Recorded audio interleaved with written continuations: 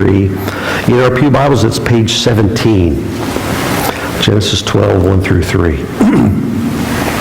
There was a beautiful sunny day, and a man took the day and finished the deck he was building on the back of his house. And he gets near the end of the day, and he's on his knees, and he's wrapping things up, and his sister arrived.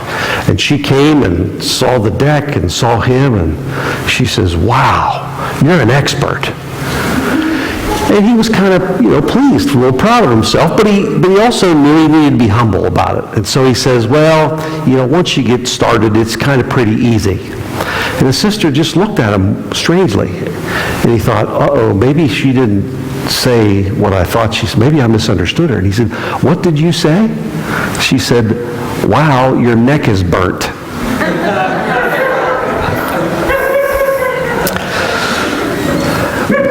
Misunderstandings. The God of the Bible is misunderstood by most of the world. I would venture to say he's understood by an awful lot of people who believe in him. When we say, "What do you mean?" I say, well, this is what I mean. When we say that God is loving and good, there's a lot of people that go like this, "Really? Well, what about all the people he killed in the flood? How loving was that? What about all the people that he commanded the Israelites to kill when they went into the promised land? Go in there and take over their land and wipe them out. Every last one of them, man, woman, and child, wipe them out." Didn't God tell the Israelites, "Don't sacrifice your children"? But yet what did he do? He sends his son and offers them as a sacrifice. And he did exactly what he told those people not to do. What about at the end of the book, in the book of Revelation, where he kills all the people on the earth? Most people, most believers, they hear those objections and we just kind of go, "Ooh, what do I say?" Because maybe God does look like a violent ogre who imposes his will without recourse. You see, God's misunderstood. There's a lot we could say in response to that, and I won't get into all of that today, but we want to start with Genesis chapter 12. Let's read the text. "The Lord said to Abram, 'Leave your country, your people, your father's household, and go to the land I'll show you. I will make you into a great nation, and I will bless you. I will make your name great, and you will be a blessing. I will bless those who bless you, and whoever curses you, I will curse. And all the peoples on earth will be blessed through you.'" There are two sides to this text. One side is what God is asking, right? What God says to Abram, what is God asking? What is God doing? And the other side of this text is what is God asking of Abram, right? What's he doing and what's he asking Abram to do? We're going to look at the second part next week, what God's asking Abram to do. But this morning, what is God doing when he calls Abram? The first thing God is doing is he is trying to bless the nations of the world. Right? This is this awful ogre of a God in the Old Testament who says, "I want to bless all the peoples of the earth through you." Well, that doesn't sound too ogre-like. Right? He says, "You're going to be a blessing. You must become a blessing." At the end of verse 2, where it says, "You will be a blessing," you could translate that, you must become a blessing. So that what? Verse 3, "All the peoples on the earth will be blessed through you." You see, this call of Abraham, it is not God showing favoritism. This is not a record of history from the Jewish vantage point, right? Just this one select way of looking at things. What this is the manifestation of the agenda of the Old Testament, which is this: God is trying to guide people to life and blessing. That's what he's always been doing. He's been trying to guide people to life and blessing. He started in the garden. Here it is. It's all yours. Just don't eat of that. Because when you do, you're going to die. God guiding, giving boundaries. Here's life. Here's blessing. This is what I want you to have. He has always been trying to do this. God is guiding people. He is giving life and guiding people to life and blessing. And part of his guiding is to not permit what will destroy people, right? Is to say no to what will destroy us and ruin his life and his blessing. Now at this point, there's an objection, right? That is hypocritical. How can you preserve and pursue guiding to life and blessing by destroying? How can you say God is guiding this way when he wipes people out in the flood? That doesn't look like a life of blessing. When he asked the Israelites to wipe out the Canaanites, what about their life and what about their blessing? What about the people at the end of the Bible who Jesus himself comes, and there's this picture of him with his robe dipped in blood and his sword, and he's carried out the wrath of God. What about their life and blessing? Well, there's a couple of responses to this that we need to think about. Now, the first one is, we always need to be open to the idea that we're starting with the wrong model of God. You know how easy it is when you start with a wrong assumption, you start with a wrong expectation, and things go worse from there. It's very easy to have an expectation of what God should and shouldn't do, that we think he should and shouldn't do. And when that's wrong, everything else that follows is wrong. So first of all, there needs to be an openness that maybe I've misunderstood something. Secondly, a couple of questions. If you think that God is this kind of ogre, this kind of denier, this kind of ruiner, what would you expect if you just took a typical household? Husband, wife, 2.3 kids, and they're home. There's a knock on the door. And the wife and children open the door, they answer, and this person forces their way in. And he overpowers them. And he starts to physically beat them and destroy this home and this family. What do you expect the father to do in that instance? What do you want him to do? Do you want him to grab his cell phone, run outside and call 911, and wait for a second responder? No, the answer is this. You want that father to respond with whatever level of force is necessary to terminate that threat. Deadly, if necessary. That's what you want.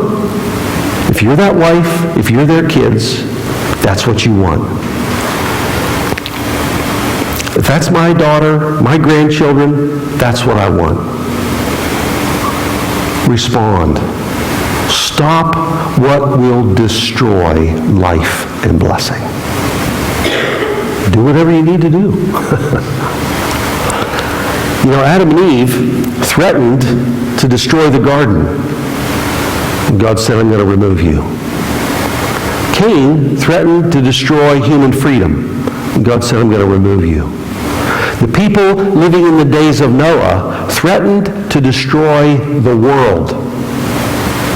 In all of those instances, God stepped in, and what did he do? He used the level of force that was necessary. He used the penalty that was necessary to terminate the threat. So God isn't always going around killing everybody. Sometimes he just removes them. Other times, he does destroy people. But you see, the picture of God is not this out-of-control, maniacal exerciser of power on a whim. He is a loving, protective Father. And when somebody steps into his own, to his household, he exercises whatever level of force is necessary to resolve it. One other question that we need to keep in mind is, what makes us think that the Garden of Eden, the world of the flood, the land of Canaan, and the world at the end of the book of Revelation wouldn't ended worse if God didn't step in? See, we're just of the assumption that there's another option, and there's a better option. And if God doesn't do that, things will work out better. Well, what makes us think that? Why can't it be that God stepped in to solve an issue that would have been far worse if he hadn't?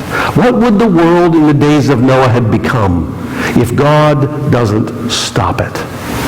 What will the world at the end of Revelation become if the Lord doesn't return? You see, we assume we have a crystal ball, and we can look and we know all the potentialities. Well, the truth is we don't. By the way, this is the same argument that is used to condemn the use of the atomic bomb at the end of World War II. Well, it wasn't the end until they used it. Oh my, how can a peace-loving nation do that? Kill all those people and think that that's... Well, the argument's been made. Well, what if we hadn't? How many people would have been killed in conventional warfare? Maybe far, far more.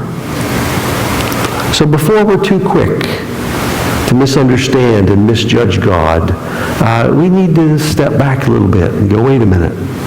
Maybe I don't understand who he is. I don't understand this. Maybe I don't want him to operate the same way I would want my father to operate when my world's threatened. It is very easy to sit back because either we don't like God, or we don't like his boundaries, or we misunderstand, to sit back and second guess him and do nothing. Like somebody would write into the Tribune after a father responds to an attack in his household and terminates the threat, and somebody would write into the sound off, that wasn't very nice.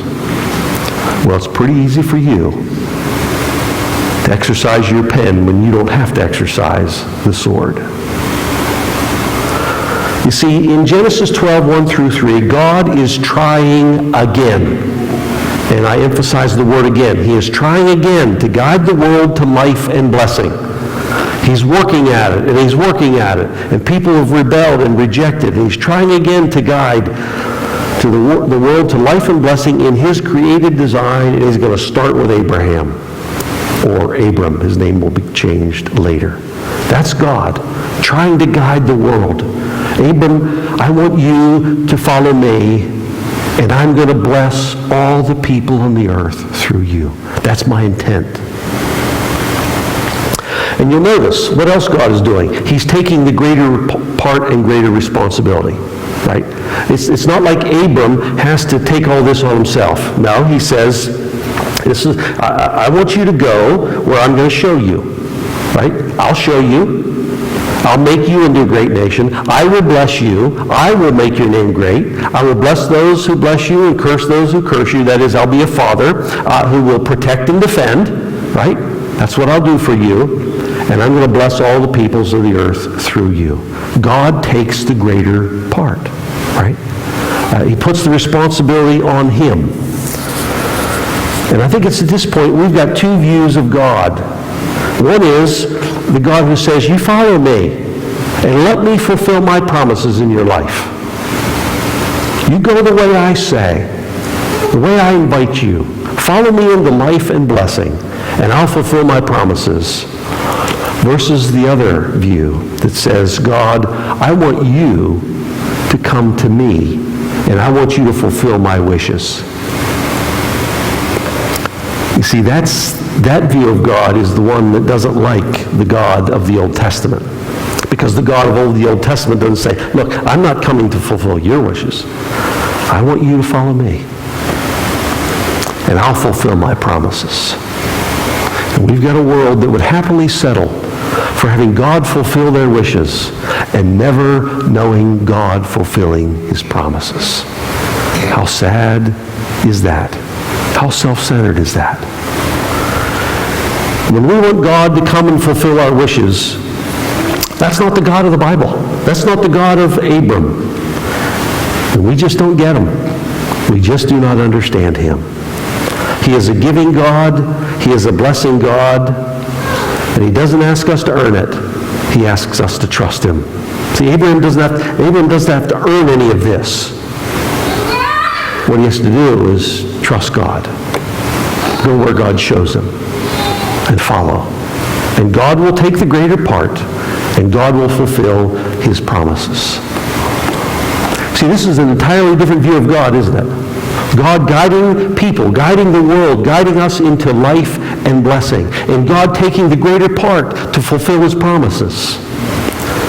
And lastly, you'll notice God is working in the long term. Right? God does not give Abram something that's just going to be quick and no, this is long term. Right? I'm going to bless you, but I'm going to make you into a nation. How long does it take for one person to become a nation? Well, that's long term. What's even longer is all the peoples on the earth will be blessed. Abram doesn't even know who all the peoples on the earth are. And nobody else on the earth knows that at this point. But God knows it. This long-term view, long-term agenda, long-term working. He is working beyond Abram's life and beyond Abram's time. It would do you and I well to apply that to ourselves. Not everything God is doing in your life is about today. And it's not even all about you. Some of it surely is. But what about all the peoples of the earth? What about the people that aren't born yet? It changes things when I realize that God's at work in my life for the long term for people that I don't even know exist yet. And beyond my time. And it changes how I view his working. You see, we fast forward, and God was going to go through Abram. He was going to go through his son Isaac. He was going to go through his grandson Jacob, and through his great-grandchildren, the 12 sons of Jacob, which become the tribes of Israel, the nation of Israel, and they settle in that land. And you fast forward, and what comes through them is this one person, a descendant of Abraham and a descendant of David from the tribe of Judah, and his name is Jesus. And he is going to save his people from their sins. He will be Emmanuel, God with us. You see, when God speaks to Abraham, he is looking long term, way down the aisle of history, down this funnel that is going to culminate in one individual. The same person that he promised to Eve. Your seed is going to crush the serpent's head. That's how long God is working. So we get down the ages of history, and we read in the Gospel of John that God loved the world. God so loved the world that he is willing to give his own son. So that what? So that no one would perish. You see, it's the same God from page 1 in the beginning to the end of the book. The same God. It is the same agenda. And he is unchanged. He is unaltered. And he is easily misunderstood. When we expect him to come to our world and fulfill our wishes. There is so much wrong with that because it's not our world. It's his. It's not our life. It's his. He's the creator. And the boundaries he sets are the boundaries of a loving father who is going to protect his own. And God is willing to step in and do whatever is necessary to end the threat. We've seen it before, and if we live long enough, we'll see it again. This is who God is, right? This is what God is doing on this side of Genesis 12, 1 through 3. Next week, and I know you can't wait to get back next Sunday to hear what this is from Abram's side. But for now, let's remember this. God is trying to guide us. He's trying to guide you. He's trying. And he'll try again and again to guide you into life and blessing. Jesus said, I've come that they might have life and that they might have it abundantly. And by the way, don't define blessing as cash. There's so much more to knowing the fulfillment of God's promises in our life than money. It's the least of it. That just disappears, right? Somebody else is going to get your money. God is trying to guide you into life and blessing. He will not permit what will destroy you. He will ask you to say no to it. Right? That's God. The New Testament says there are things we put off. Right? We say no to the acts of the sinful nature, and we say yes to God. He's trying to guide us to life and blessing. He will not permit what will destroy us. He will not permit the behaviors nor the relationships. And he takes the greater part in fulfilling his promises by giving his Son, and that Son going to the cross, and that Son giving his life and his blood, and none of us have earned it. And he begins to work in us in the long term, changing us from who we are to who he wants to make us to be in the likeness of Jesus Christ. That's what God's trying to do in our life. The same thing he was doing here. We're just farther down the road. And so this morning, we get to celebrate the fulfillment of God's promise to Abram. Abram had no idea what this was going to look like, nor how it was going to unfold. He could not possibly. No one could. You see, and it wasn't that he understood everything, it's that he believed it. Is that God spoke, and he believed it, and he trusted him. And we celebrate the fulfillment. That God has blessed all peoples on the earth through him. That God has saved the world through his Son. God has saved the world through this descendant of Abraham, Jesus Christ, the Son of David. And we see it. We look back and we go, oh my goodness. Look at the work of God. Look at this promise. Look at this call. And we get to look back on it. We get to look back on the end of the funnel. It's that small. And look what all was back there. And everything God did to bring it. And you know what? The same God who did that took all that and brought it to a pointed conclusion in the gift of his Son is going to take the world again. He's going to bring it to a conclusion.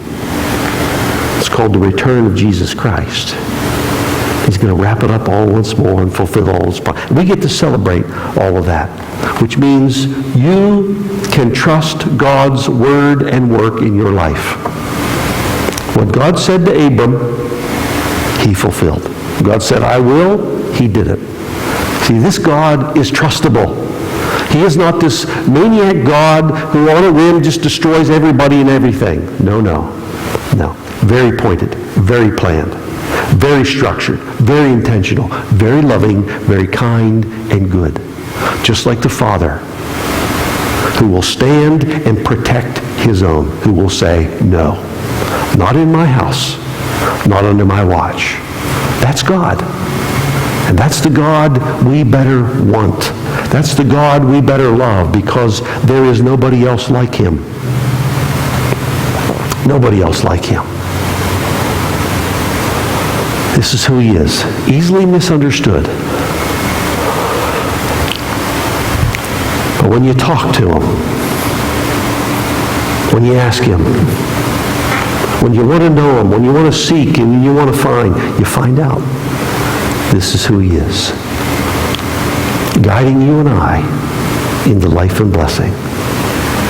Willing to work over the long term. And so we trust him to do this. We celebrate today. We take that bread, we take that cup. We are taking the fulfillment of the promise to this man Abram in Genesis chapter 12. We get to live in the light of the fulfillment. And all that does is like a trampoline that propels us forward to trust everything else that God says and God will do. Let's pray. Lord, thank you today for giving us every reason to rejoice and to hope.